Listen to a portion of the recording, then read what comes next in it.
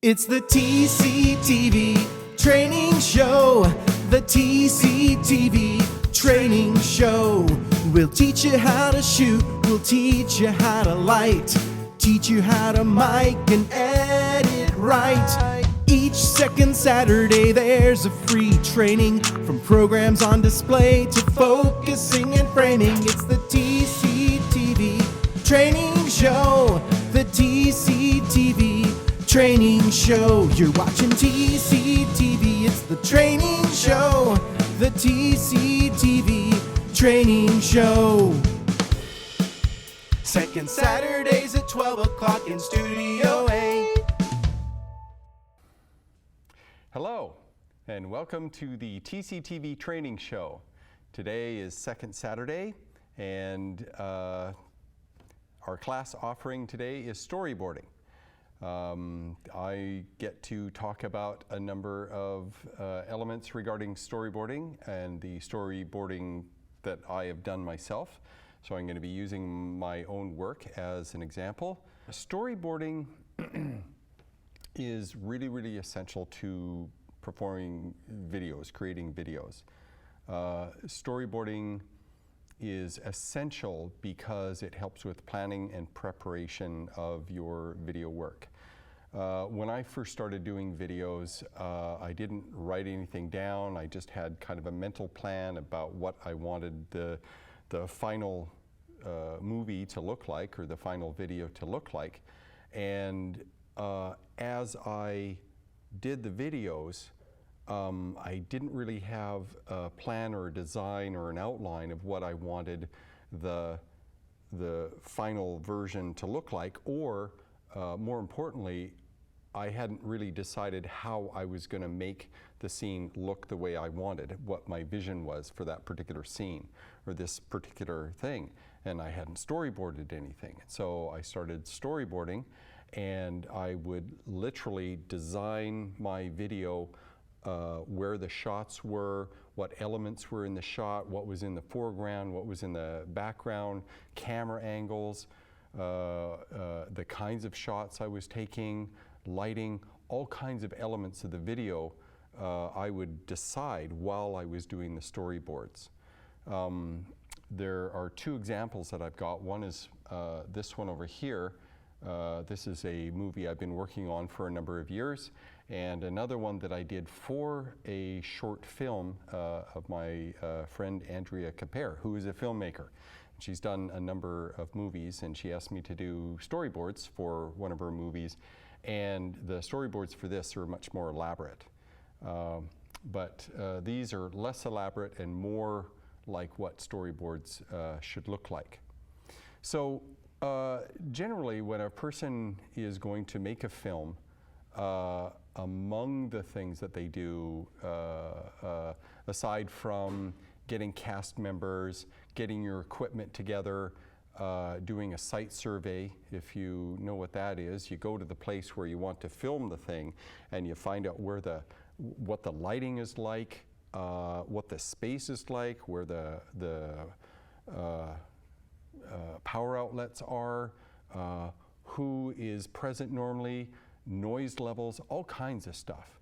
And storyboarding is kind of like that, because you decide early on, before you ever gather the equipment or your actors or anything else, and you decide, well, this particular scene is going to be in a room, and it's going to be a wide shot, so the room has to be wide enough for me to get the camera back far enough to do the room, and it's going to be dimly lit, and if there's all kinds of windows in the room, then you know, I can't have a room like that. And so storyboarding is really essential in making a lot of decisions that you would make later after you filmed a bunch of stuff, and then refilmed a bunch of stuff, and refilmed a bunch of stuff, because there was no plan.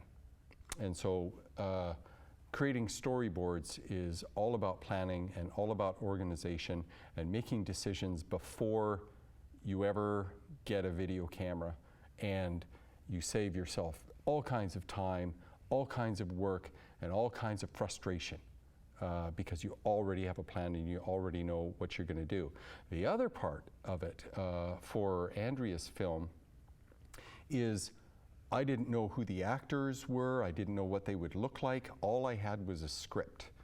And the script had notation in the script. If you ever look at a script, you'll see the dialogue in there, but right at the top of the scene, before you get to the dialogue, there's a small description of what the scene looks like. A room, a hallway, outside, in the kitchen. Is it a wide shot, close up, background noise, all kinds of elements that the scene is supposed to have. And the storyboard artist reads this and then more or less designs the shot that the director will follow. So, what should a storyboard look like? Okay, a lot of folks have trouble or they're intimidated by the idea of drawing pictures, doing storyboards, because they don't consider themselves an artist. And essentially, if you can draw stick figures, you're fine. You can do a storyboard no problem. It doesn't have to be elaborate. Some storyboards could be graphic novels in and of themselves, you know, without the notation next to them. And some are more like this, where they're not quite stick figures, but I fancy myself an artist and I can do better than a stick figure. But part of a storyboard is that you don't want to take a whole lot of time drawing a lot of pictures, because it takes time to draw them. You want to do a quick referential box with enough information in your drawing to depict what you want the scene to look like, essentially. That's how it works. So it's as elaborate as you want it to be, depending on the amount of time or your ability to draw elements of it. But a stick figure and a chair and a door and a tree or a window, or, you know, kind of a counter's edge or something like that, they're fairly straightforward, and it can offer enough of a sense to give somebody direction. Sometimes the director does the storyboards themselves because they know what they want and they don't want to give that work to somebody else, because that person may design things a little different than their vision. Other people delegate storyboards out to other artists to do it, because either they don't fancy themselves a storyboard artist, or they just don't want to do the work, or they're too busy doing other elements of their film to worry about the storyboard. Storyboards are scene by scene by scene by scene. You have a thing, and it's one camera shot, and the shot shows two people walking into a room. Then there's another scene where they're standing in the room and they're talking, and there's a different orientation of the camera. They're sitting down now. And then there's another scene, a close-up of the person talking. And then there's another scene of the other person talking. And then there's a wide shot of the two people talking. So each one of these should be depicted in the storyboards. Each camera shot should be. It doesn't have to be detailed, but it helps the director. I took a script and I did the storyboards, and I would never be involved in any other part of the movie. And the idea is that a storyboard artist should be able to read the notation in the script and be able to draw the thing out with a little bit more information and come up with something that a director can say, okay, here's what the scene should look like. I need to get the camera over here. I should do the lighting a little bit different. I should, have this one needs to be close, so we have to worry about the person's hair. This one's a wider shot. We need to move furniture around so it looks, so it looks nicer for the camera, that sort of thing. So. There's all kinds of different things that you can think about when you do storyboards, but more importantly, you want to have enough information in each one that you can give the director something to work with. Your storyboard should be a box, and in the last century, all storyboards were, well, not all storyboards, but storyboards for television were 3x4. But for film, the screen is a lot wider, 16:9. So we'll just draw a box here. And in the box will be this particular scene that I can see right now. And so I have me standing there pointing at the thing. And so I've got this here, and I'm talking, and I'm holding a thing, and here's the dry erase board. So you can see just enough that this particular film or this particular scene is a medium shot, and it shows me drawing a box of me drawing a box of me drawing a box. See how that works? Just goes forever, eternity. That's how it works. So I've got this scene. So before I do the storyboard or the information I need to do a storyboard, this would be a medium shot, and there's different notation that you can use. If you're going to write a script and give it to somebody else to storyboard, you want to tell them that you have a medium shot. You might want to say bright lighting. You might want to say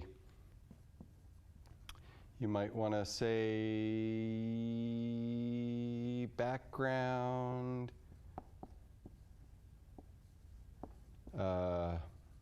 Background logo.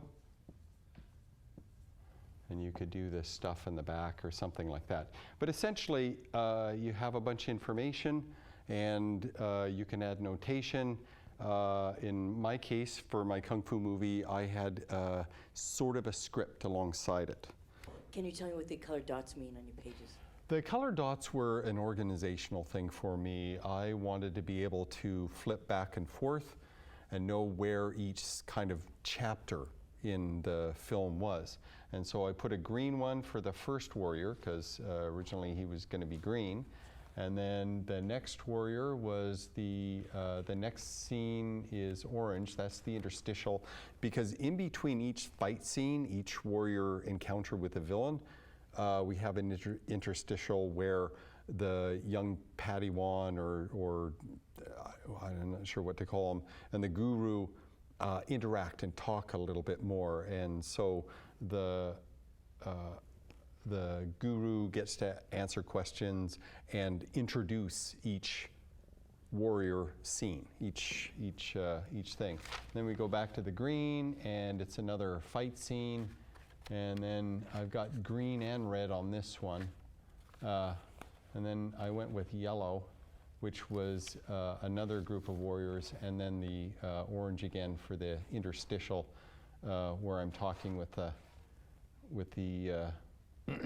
young Padawan at the end. So it was just for my own organizational sense. And really, storyboards are about being organized. And the more organized you are, the less work you have to do, then the less on-the-spot decision-making that you have to do. And if you can make all the decisions or most of the decisions beforehand, it just makes for less stress. And I'll tell you, when filming with actors and stuff, if the director, the person doing the film, isn't sure about how they're going to film the scene or where the cameras are supposed to be, their actors lose confidence in them, because the director's like, I'm not sure what I'm doing, I'm not sure where I'm going to put things, blah, blah, blah. So just for that reason alone, it's a good idea to be organized and to know where you're going to have the camera. And you can always, you know, do a shot of this because you're not sure if you're going to like it at this angle. Maybe we'll try this angle over here a little bit. And we'll try the scene 2 different ways and take the one that we like the best. So with that many scenes that you have, over 200, how long of a movie do you expect this to be overall? Well, you can call me crazy, but I wanted it to be 15 minutes at the most. Oh, you may laugh. Well, the idea in video, in filmmaking, for every hour of footage that you film, you might get 1 minute of usable content that goes in. And I have 4 hours. I had 4 hours of filming. And so that may not necessarily be an unreasonable expectation. Generally, what I did is each scene I filmed 3 different times. I tried different angles. I had them do when they were punching each other or doing some sort of an action shot. I got at least 3 of them. So that takes up a lot of film and it takes up a lot of time. But I use the storyboard as a reference. It's like, I know I want this sort of a scene, and do I want the shot a little bit wider? Do I want it really close up? And that sort of thing. So I get a bunch of different kinds of shots so that when I'm editing it, or whoever's editing it, they can choose the one that adds most to the story or offers the best effect. So I was wondering if you could just read a sample of like one of your notes pages to get an idea of what you put there, and then also if you could maybe enlarge some of your shorthand, because you're a brilliant guy, like of how you shorthanded like the contact and just how you... Okay. Yeah. Okay. Over here, we have storyboard 51. Distortedly large hand thrusts forward. It should fill 2/3 of the field of view and have sound effects. So this one. So essentially the camera's right here and he's farther away, and so the fist comes right up at the camera, fills most of the shot. That's what I wanted, right? And like I said, you know, any other person filming this could probably do something similar. 56. So down here, the 2 combatants approach using various stances, something, something, poser approach, villain, facial grimace, etc. So the idea is they approach each other, they're using postures and stances and, you know, doing a grimace kind of thing. It wouldn't really show up in this wide shot here, but, you know, I want expression. They're about to fight each other, this sort of thing. Describing all the action with the notes, and yeah. The dialogue would just be on the right side. Yeah, right? You can do a storyboard. You could do a storyboard, one storyboard on a page, and a whole bunch of contextual information that describe what's going on in that particular scene. With this sort of thing, I figured I would just do director notes, you know, to tell the director how it should be filmed, or what was going on in this particular scene. For anyone who had not seen this before, they would have a sense of what kind of thing was happening. Would you be sitting down with the camera crew to do your background shots and sitting down with the actors prior to them actually doing this? Yeah. To kind of review it, to kind of look at it before they actually happen with this? Yeah. The time first. when they would be able to have some input versus getting on set and just following directions? The first scene, the one that you're going to see, I talked with Robert and Peter Goodmanson. He's one of the actors, and Robert Cam is the other actor in this particular scene that you'll see.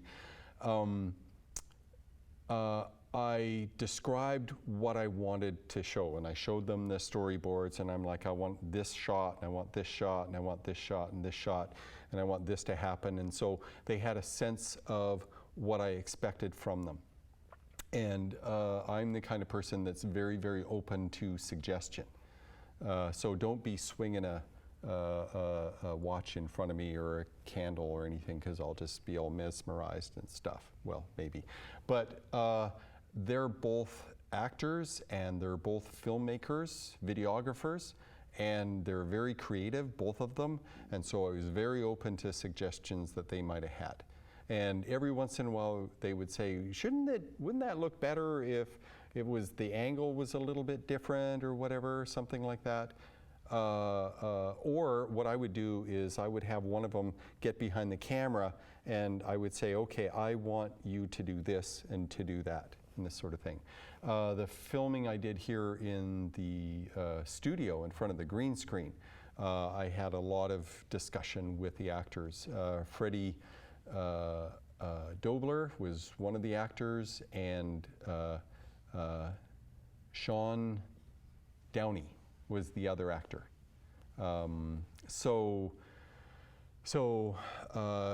I wanted to give them a really good idea overall what I expected and what I was looking for in the overall scene, and then there was less dialogue between us as I directed each scene as it went.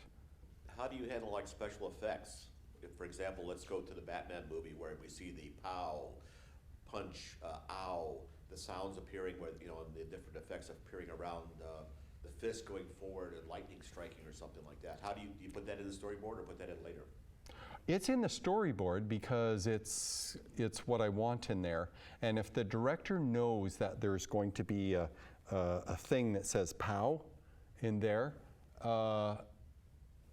they will know to have the actors kind of like off center, or it needs to be a wide shot, or that the director knows that there's going to be this overlaid element in the film, and it may not matter what they're doing or saying because this thing happens during it.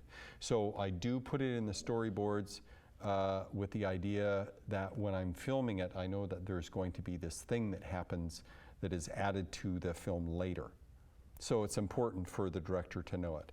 Whether it's the same person that did the storyboard or somebody else altogether. So I was just curious how you got how he was thinking about the girl, those thought Yeah. things. How did you do that? Maggie Flickinger was the model, the dancer, and she danced in front of the green screen. I keyed out the green and shrunk the image, and then overlaid that with a background, and then put a mat around them so it was round, and then I did like 3 more to do the thought bubble. Yeah, pretty straightforward, but it's a lot of work, you know, just getting it right, getting the placement of the things just right, and doing that. But I knew that's what I wanted, and I wasn't sure how I was going to do it. I just knew that I could do it some way or another. Yes. What sort of camera are you using here, and also what software are you using to edit? The camera is none other than the AX2000, available to members for checkout here at TCTV. The editing software is Final Cut Pro 10, which is available to members who have taken the editing class to be able to use. So Final Cut and our AX2000s, which are HD cameras. Okay, are you ready for the next one?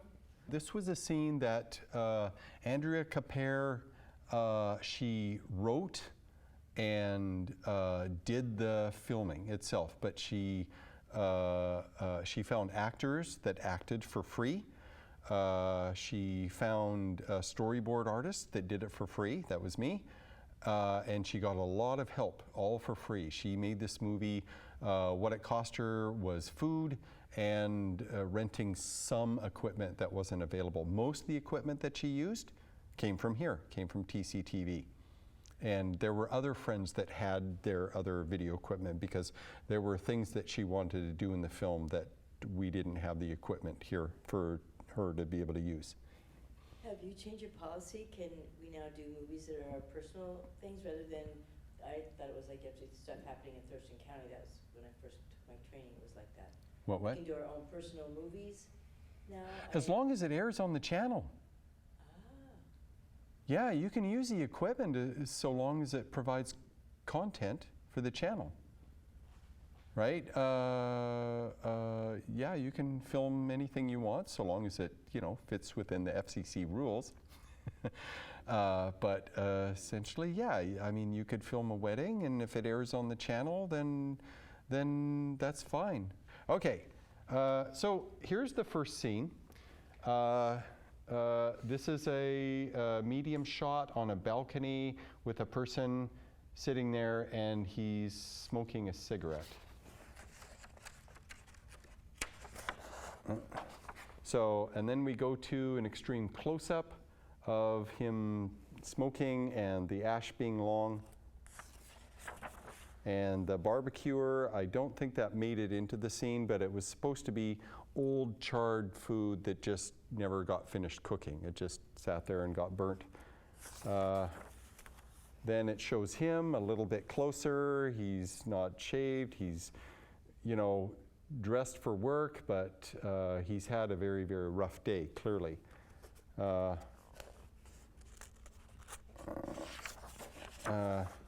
Then his companion, his female companion, wife, girlfriend, someone comes out, and she's looking similarly kind of not feeling well, and he's just sitting there. And it's unclear at this point in the film what the issue is. And I'm having trouble grabbing pages. And then it goes to another close-up of him taking a drag off of a cigarette. And then it goes to a close-up of her looking similarly concerned, or, you know, something bad has happened. And then she sits down or stands with him. I think the director changed how they made the scene look. And then, oh, come on. And then they look at each other. There is some dialogue of them talking. And then it shows what they're looking at. And it kind of gives you a sense of why they look the way they do.